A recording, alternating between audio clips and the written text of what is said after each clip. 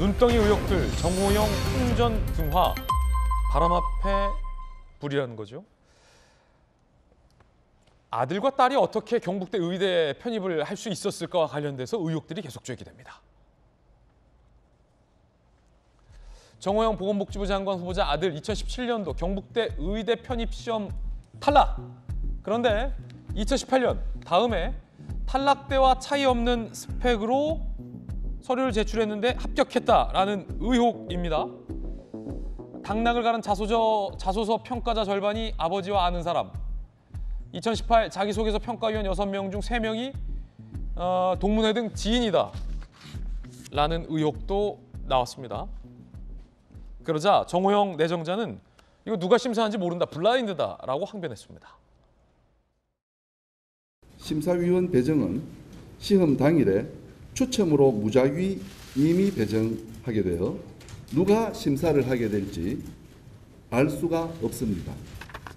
2중 3중의 투명한 견제 장치가 마련되어 편입 절차가 진행되므로 청탁 등이 불가능한 공정한 구조입니다. 정호영 내정자의 주장에 따르면 이게 누가 심사하는지 모른다, 블라인드 면접이다라는 건데 그렇지 않다라는 의혹도 나옵니다. 함께 보시죠. 면접 때 얼굴 이름 다 노출이다. 중앙일보 보도. 경북대 의대 편입학 구술 면접, 응시자, 얼굴, 이름, 수험번호, 심사위원들에게 노출됐다. 당시 커튼이나 마스크 같은 가림 도구 없었고 2019년도부터 블라인드였다. 라는 다른 이야기가 또 나오고 있습니다. 그러자 내정자가 이런 얘기합니다. 아버지가 서울대 교수면 아들은 서울대 못 가냐. 그 대학 교수는 그 대학이 뭐 서울대 교수라고 해서 서울대에는 자녀를 못 보냅니까? 아빠가 졸업한 학교를 가고 싶었겠죠.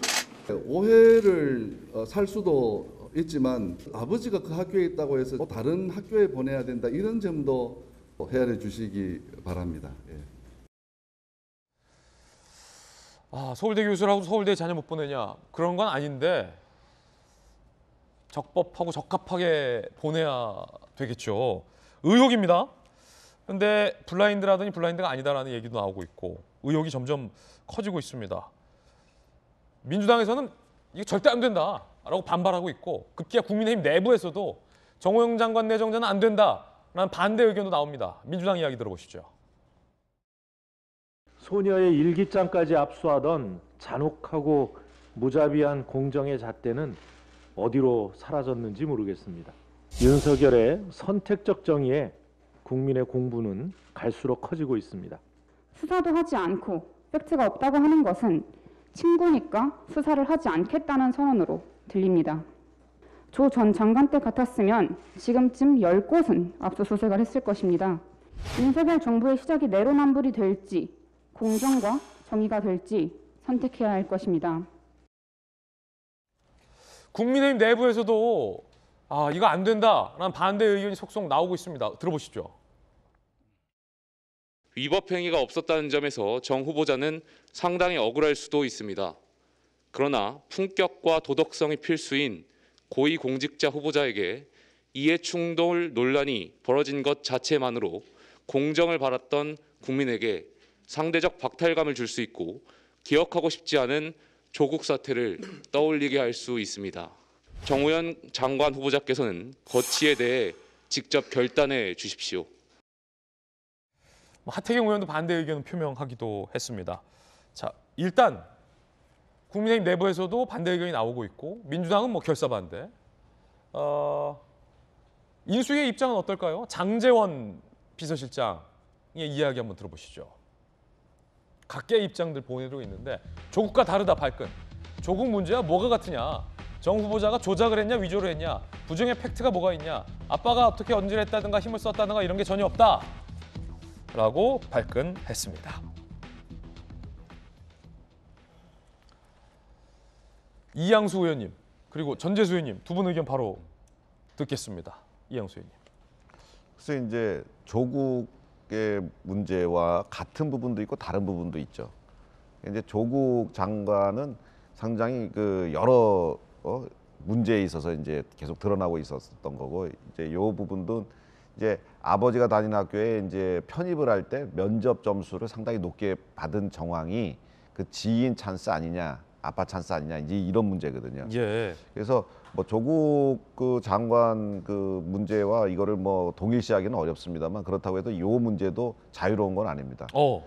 제 생각에는 우리 정 후보자가 보다 적극적으로 국민들께 소명의 노력을 해야 됩니다. 예. 저는 모든 인사청문회 대상 그 후보자들은 적극적으로 좀 소명을 했으면 좋겠습니다. 뭐 과거 정권이든 앞으로 할 분들이든 국민들께서 의혹을 가지고 있다면 그것을 소명하는 것은 바로 내정자들의 책임과 의무입니다. 그래서 적극적으로 최대한 하고 뭐 나중에 청문회장에서 다 하겠다, 한꺼번에 하겠다 이렇게 뭉뚱그리면 안 돼요. 청문회장에서 뭐 그 시간 없고 뭐하고 해갖고 그냥 넘어가면 그만이다 이런 생각하시면 안 되고 사전에 최대한 하고 그래서 그게 국민적 의혹이 풀리면 그 파고를 넘고 이제 내정자가 그 정말 그 지명이 되는 거고 만약에 그 파고를 못 넘으면은 국민적 눈높이에 맞지 않으면 거기서 주저앉아야 되는 게 맞는 거거든요. 그래서 그런 절차에 정 후보자가 좀 더 신중하고 적극적으로 나서주기를 당부드립니다. 예. 전재수 의원님은요? 네. 그 장제원 비서실장께서 위조를 했냐, 뭐 조작을 했냐, 부정의 팩트가 뭐가 있냐 이렇게 말씀을 하시는데 수사를 해보면 알죠. 예. 수사를 해보면은 뭐 나오겠죠. 근데 이제 조국 장관 조금 전에도 이제 조국 장관 이야기가 나왔습니다만 틀린 게 있죠.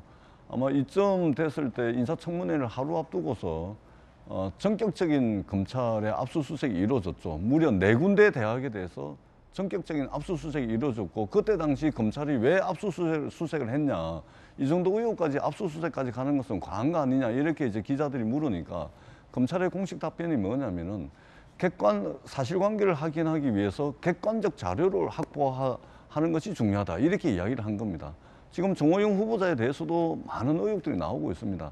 사실관계를 확보를 하려면 압수수색을 통해 가지고 객관적 자료를 확보해야 된다라고 이야기했던 검찰의 입장이 지금과 상당히 틀리다는 것에 대해서 굉장히 의아스럽다는 말씀을 드리고 위조를 했는지 조작을 했는지 부정의 팩트가 있는지 없는지 그것은 수사를 통해서 밝혀져야 된다고 생각을 합니다. 여야 의견도 들어봤습니다.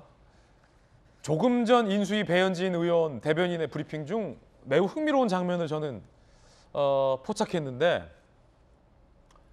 40년지기가 아니다. 이런 설명이 나왔어요. 인수위에서 대변인이.